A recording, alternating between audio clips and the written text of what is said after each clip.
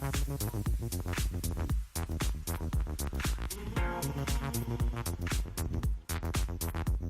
think one of the big things that a sportsman has to have is discipline, which also kind of works for professionals. How did that happen for you? Just the discipline? Was it just the love of the sport, or were there days where you did have to also force yourself to do what had to be done? I was so passionate about the game, I couldn't think of anything else. I didn't want to be anyone else in life. I just wanted to play cricket for India, and that was my life.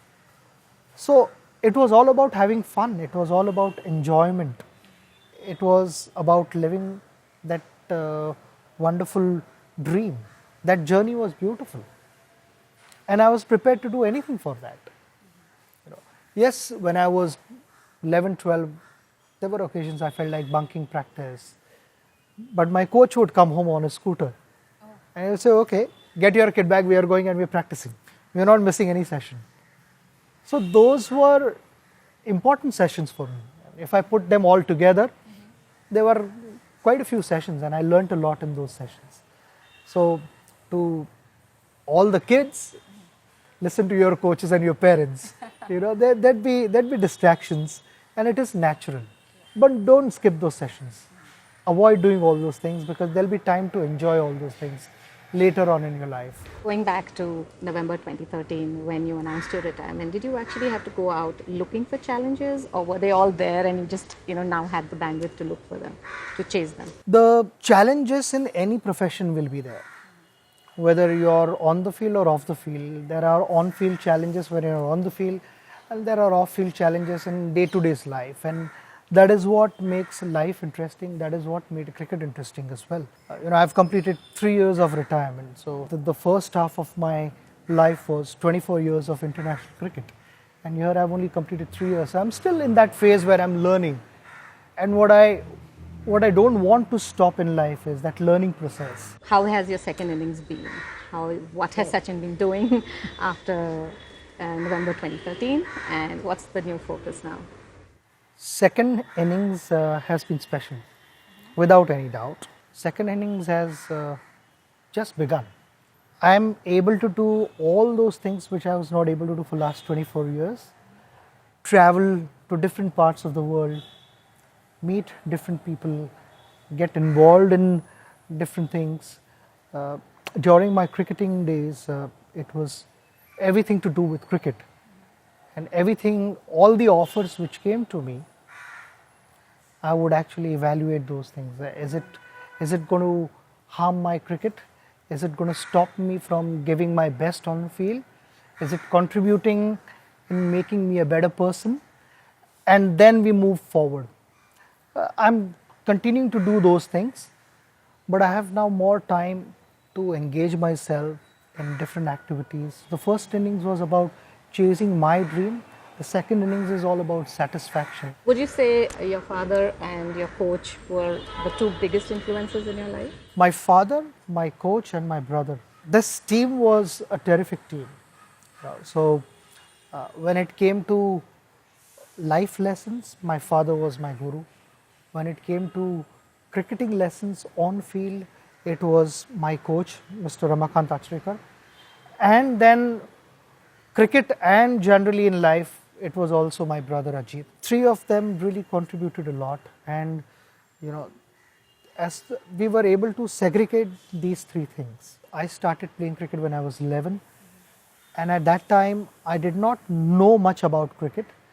I didn't know the intricacies which were taught to me by my brother and my coach, right from how to pack your bag, how to prepare yourself before the game. So speaking about preparation and focus, some days are bigger than the others, some matches are more important than the others. Is there any difference in the way you used to prepare for a really big day? With me, preparation started from packing my bag, and that continued right till the end of my career. It continued, and then I would sometimes start my preparation by ironing my clothes in the room. I would not give my clothes to the laundry. I would iron them myself because I thought, that sort of got me into that zone.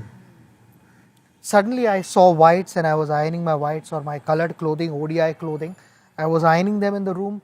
I got into that mood. I started thinking about, okay, who's going to bowl to me tomorrow and how am I going to bat? What are the areas I need to focus on? My subconscious mind switched on from there. It is not about if the game is starting at 9:30 in the morning, suddenly at 9 o'clock you start switching on. It's too late sometimes. I started my preparation way before that, literally 12, 14 hours before that. I would start thinking, and my subconscious mind was working on how I'm going to play the next day. But it wouldn't be as easy, say, when you had injuries, right? Or you were recovering from surgeries. Would that, and then you had to get back to your form. So that is a much harder uphill journey. How did that happen? Yes, there were a number of moments where I thought my career was over. There were bad injuries, and in particular, I still remember when I had my tennis elbow surgery. After 3.5 months, I went out to practice. I was told it'll take about 4.5 months or so for recovery. Don't rush. But sportsmen are known to be impatient. So I did that. I mean, I went out and I started hitting few balls. And I realized that I'm not ready for that. Because, 13, 14-year-old kids were stopping the ball at 15 yards and I was trying to smash the ball as hard as possible.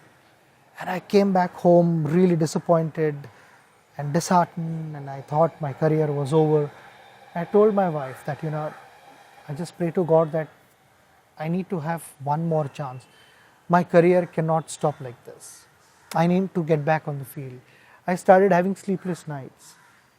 I would call my friends, my close friends would join me on early morning drives, not late night drives, but I would call them at weird hours, 4 o'clock in the morning, 3 o'clock in the morning, and I said, come down, I'm waiting outside your building, let's go for a drive. Because I couldn't sleep. I was nervous, I was tense, I was worried about my career. But those are the moments when you need a solid team around you, doctors, physios, masseurs, trainers, your family members, close friends. My wife, being a doctor, helped. She understands how it takes time for any injury to heal. And you've got to give X number of weeks, X number of months sometimes. The worst thing sportsmen are, they're not patient. They get impatient and they want to get back on the field again. And so was the case with me. So she said that you just have to give your body enough time to recover. And those are the moments where you want those people around you.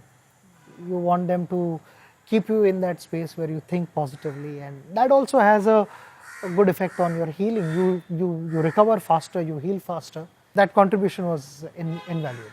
There's a book actually for professionals that says what got you here won't take you there, which means that the skills that got you to a certain point will not help you go to the next level. Would you feel that there are new skills that you needed to adopt or use the skills that you already have? Yeah, like in cricket itself, we faced challenges. In test cricket, you had to bat differently. In one-day cricket, you batted differently. And in the latest format, T20, one had to be extremely innovative to figure out what are the best options at that moment. So awareness is important, but the fundamental values don't change. The roots should never change, I feel.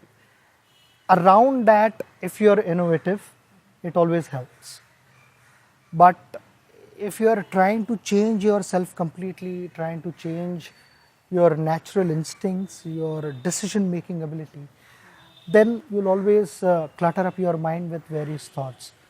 But if you surrender yourself to your natural instincts, because I believe, at least in sport, I felt that natural instincts were 95% of the time right. So it is in sport like how I would say conscious mind and subconscious mind. If you surrendered yourself to subconscious mind, you are making right calls. But the moment your conscious mind started messing around with your head, there were doubts. There were unnecessary shots played. And so is the case generally in life, I feel.